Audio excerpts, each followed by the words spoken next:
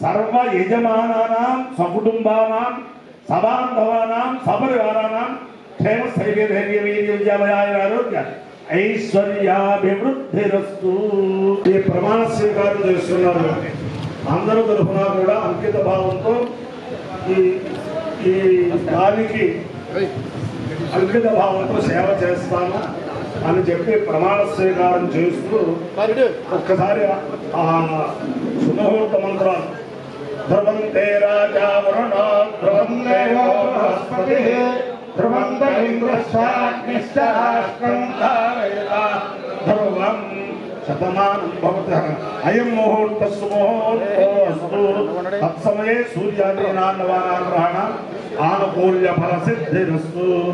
అన్ని సంఘాలు కూడా రాష్ట్ర సంఘమే కాకుండా మన జిల్లాలన్నీ కూడా ఏవైనా సరే పొరపక్షాలున్నా బయట పడకుండా ఒక కుటుంబంగా వీధిని పడకుండా అంకిత భావంతో ఆదర్శవంతమైన సంఘములుగా ఉండాలని ఆ వెంకటేశ్వర స్వామిని ప్రార్థిస్తున్నాం. స్వామి, ఈ యొక్క ఆంధ్రప్రదేశ్ పురోహిత బ్రాహ్మణ సమైక్య యొక్క అంతరార్థం ఏంటి? దీని యొక్క తాత్పర్యం ఏంటి? ఈ ఆంధ్రప్రదేశ్లో 20 లక్షల మంది బ్రాహ్మణులు ఉంటే దాంట్లో 2 లక్షల మంది పురోహితులు ఉన్నారు. పురోహితులు హిందువుల ఇళ్లల్లో శుభ అశుభ కార్యక్రమాలు చేస్తూ ఉంటారు. అలాగే బ్రాహ్మణుల్లో అర్చకులు ఉన్నారు. అర్చకులు దేవాలయాల్లో పనిచేస్తూ ఉంటారు. ఈ పురోహితులందరికీ కూడా ఈ 2 లక్షల మందికి కలిపి ఒక ఆంధ్రప్రదేశ్ పురోహిత బ్రాహ్మణ సమాక్ష 6 సంవత్సరాల క్రితం ఏర్పాటు జరిగింది.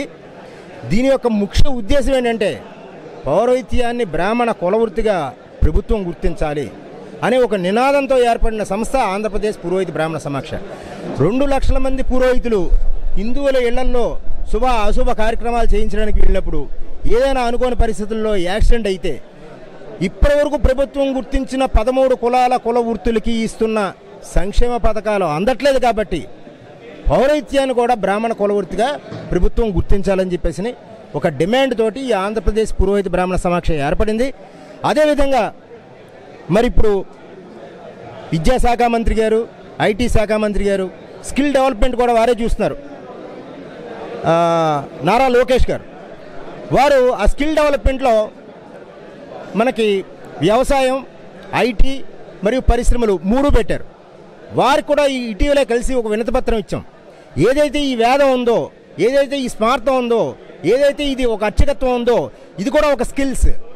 ఖచ్చితంగా దీన్ని కూడా ఈ స్కిల్ డెవలప్మెంట్లో పెట్టి మాకు చాలా ఆ స్కిల్ డెవలప్మెంట్ మాకు సెమినార్స్ కండక్ట్ చేసి, మాకు ప్రభుత్వం తరపు నుంచి మాకు పరీక్షలు కండక్ట్ చేసి, ఎవరైతే ఈ పురోహిత బ్రాహ్మణులు ఉన్నారో వీళ్ళందరూ కూడా ఒక గుర్తింపు కార్డు ఇవ్వాలని చెప్పేసి, బీమా సౌకర్యం కల్పించాలని చెప్పేసి, అదేవిధంగా గొంతు ఎండిపోయేటట్టుగా గట్టిగా మంత్రం చెప్పడంతో 50 సంవత్సరాలు దాటిన తర్వాత వీళ్ళు మంత్రం చెప్పలేకపోతున్నారు. కాబట్టి 50 సంవత్సరాలకే ఈ పురోహితులందరికీ కూడా పెన్షన్ ఇప్పించాలని చెప్పేసి ఒక వినతిపత్రం ఇవ్వడం జరిగింది. ప్రభుత్వం సానుకూలంగా ఉంది. త్వరలో మావన్నీ కూడా నెరవేరుతాయని అనుకుంటాము. అన్నీ ఏవైతే అడిగామో అవన్నీ కూడా ఈ ఎన్డీఏ కూటమి మేనిఫెస్టోలో పెట్టిందని చెప్పేసి మేము మీడియా పరంగా మేము తెలియజేస్తున్నాం.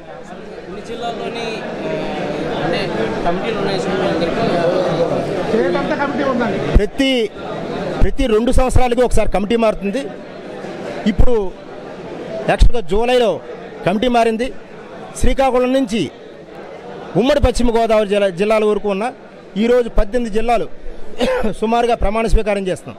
రాష్ట్ర కమిటీ కూడా ఈరోజే ప్రమాణ స్వీకారం చేస్తున్నాము. మొత్తం 26 జిల్లాల్లో కూడా ఆంధ్రప్రదేశ్ పురోహిత బ్రాహ్మణ సమాక్ష విస్తరించి ఉంది. అన్ని చోట్ల కూడా కమిటీలు వేస్తున్నాము.